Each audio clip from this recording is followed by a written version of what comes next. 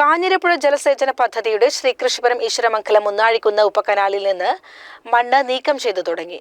കർഷകർ നൽകിയ പരാതിയെ തുടർന്നാണ് നടപടി.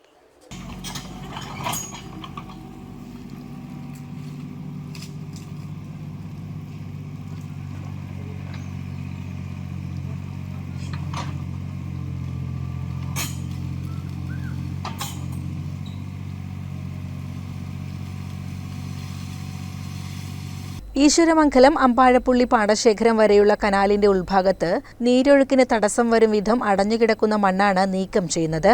തടസ്സം കാരണം കനാലിന്റെ അവസാന ഭാഗം വരെ വെള്ളം എത്തിയിരുന്നില്ല. കർഷകർ അധികൃതർക്ക് നിവേദനം നൽകിയിരുന്നു.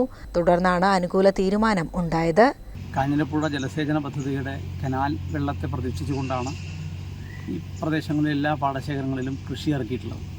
നെൽകൃഷിയുടെ വിസ്തൃതി കുറവാണെങ്കിലും വാഴ തുടങ്ങിയിട്ടുള്ള കൃഷികൾ നന്നായി ഈ പാടശേഖരങ്ങളൊക്കെ ചെയ്യുന്നുണ്ട്.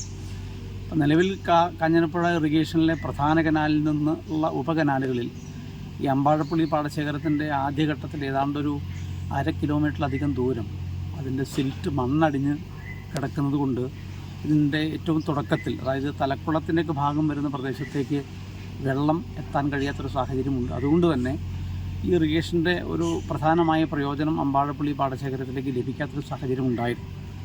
ഈ കാര്യം ഇറിഗേഷൻ അധികൃതരെ ബോധ്യപ്പെടുത്തുകയും നിരവധി തവണ അവരുമായി ഈ കാര്യങ്ങൾ സംസാരിച്ചതിൻ്റെ അടിസ്ഥാനത്തിലാണ് ഏതാണ്ട് മുന്നാഴിക്കുന്ന് പ്രദേശത്തുള്ള കാഞ്ഞിരപ്പുഴ ജലസേചന കനാലിൻ്റെ ഉപകനാൽ ഇതിൻ്റെ അടിഞ്ഞു കിടക്കുന്ന മണ്ണുകൾ വൃത്തിയാക്കി അമ്പാഴപ്പുള്ളി പാടശേഖരത്തിൻ്റെ പ്രാരംഭ സ്ഥലത്തേക്ക് കനാൽ വെള്ളം എത്തിക്കാൻ കഴിയുന്ന തരത്തിലുള്ള പ്രവൃത്തി നമുക്ക് അനുവാദം കിട്ടിയത്. അതിൻ്റെ പ്രവൃത്തികൾ 2 ദിവസക്കാലമായി നടന്നു വരുന്നു.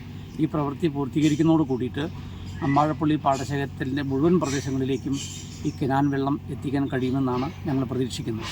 CCN കടമ്പഴിപ്പുറം.